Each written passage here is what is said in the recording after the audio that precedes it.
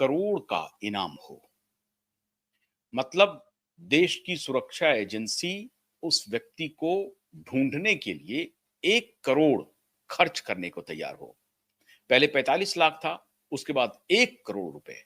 आप इसी से अंदाजा लगा सकते हैं कि वो व्यक्ति कितना खतरनाक हो सकता है। 1 करोड़ का इनाम हो जिस व्यक्ति के ऊपर, उसको लेकर के दिल्ली में इतनी बड़ी बात हो गई और राष्ट्रीय सुरक्षा में ये कैसे सेंधमारी हुई? अब ये और बात है कि एनएससी की एंट्री हो रही है, हो गई है। लेकिन राजधानी दिल्ली में आपकी छाती पर राष्ट्रपति प्रधानमंत्री आवास से थोड़ी दूरी पर इंडिया गेट पर नौनिहाल ही कहिए आप उन्हें, दुनियादारी के मामले में उन्हें नौनिहाल कहिए। इसलिए मैं ये कहता हूं कि ये एक प्रकार से सुसाइड बॉम्बर हैं, जिनको कुछ भी नहीं मालूम है, न इतिहास की जानकारी है, न आगे भविष्य की जानकारी है, न वर्तमान को वो ठीक से समझ रहे हैं। लेकिन ये सुसाइड बॉम्बर एक प्रकार से इंडिया गेट पहुंच गए। यूं ही नहीं पहुंच सकते हैं ये। जिन्हें जिन्हें मैं दावे के साथ कहता हूं, आप भी जानते होंगे कि ये इन्हें कुछ भी नहीं मालूम है, जिनके बारे में वो कुछ वहां पे कर रहे थे, जो कुछ भी उन्होंने किया, ये इतना खतरनाक है मित्रों, जिसकी आप कल्पना नहीं कर सकते हैं। मार्डी हिडमा नाम का व्यक्ति communist party of India Maoist का सेंट्रल कमिटी का मेंबर है। अब वो नहीं है इस दुनिया में। 18 नवंबर को उसकी मृत्यु हो गई। 1981 में जन्मा हुआ व्यक्ति 10वीं पास करने के बाद माओवादी के पूरे सरगना बन जाते हैं और फिर एक पॉलिटिकल पार्टी, जो पॉलिटिकल आउटफिट है माओवादियों का, communist party of India Marxist, उस पार्टी का सेंट्रल कमेटी का कोर मेंबर बन जाता है। और उसके बाद छत्तीसगढ़, आंध्र प्रदेश, झारखंड, उड़ीसा, थोड़ा बहुत पश्चिम बंगाल में भी ये व्यक्ति कोहराम मचा देता है। कोहराम 26 अटैक करते हैं ये, 26। सैकड़ों हमारे सुरक्षा बल के जवान शहीद होते हैं। 400 जवानों के साथ एक बार जब, जिसको आप कोबरा कहते हैं, commando battalion for resolute action, उसको कोबरा कहा जाता है। Commando battalion for resolute action, वो जो कोबरा की टीम थी, जिसमें 400 कोबरा के ट्रेंड हमारे सुरक्षा बल शामिल थे, उनके साथ घंटों, 4 घंटे तक जो कार्रवाई हुई, उसमें हमने लगभग 30 जवानों को खोया। 15 लोग उनके मारे गए, लेकिन 30 हमारे सिक्योरिटी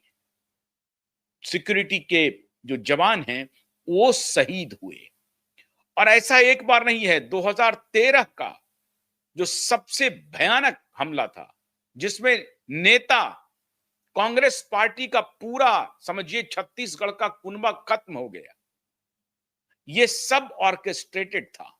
और 18 नवंबर को जब हिडमा की हत्या हुई, जब वो मारा गया, तो वो आंध्र प्रदेश के एक जंगलों में मिला।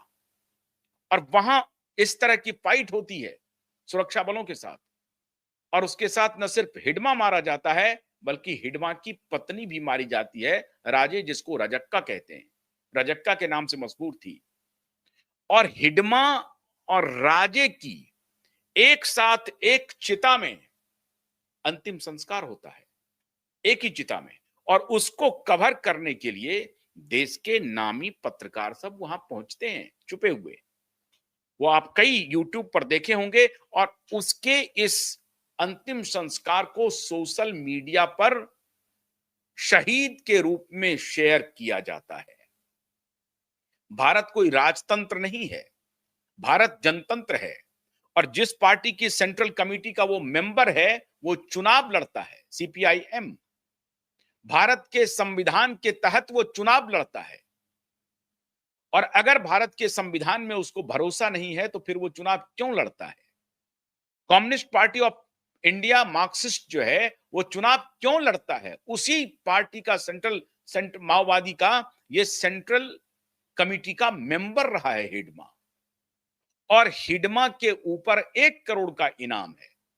हिडमा सैकड़ों सुरक्षा एजेंसियों के खून से हिडमा के हाथ रंगे थे। अपने ही कमिटी में जो उनके जो पार्टी थी, उस पार्टी में ही एक साथी के साथ उसने शादी कर लिया। यही चलन चल रहा है यहां पे। और फिर उनके साथ, पत्नी के साथ 4 और लोग मारे गए 18 नवंबर को।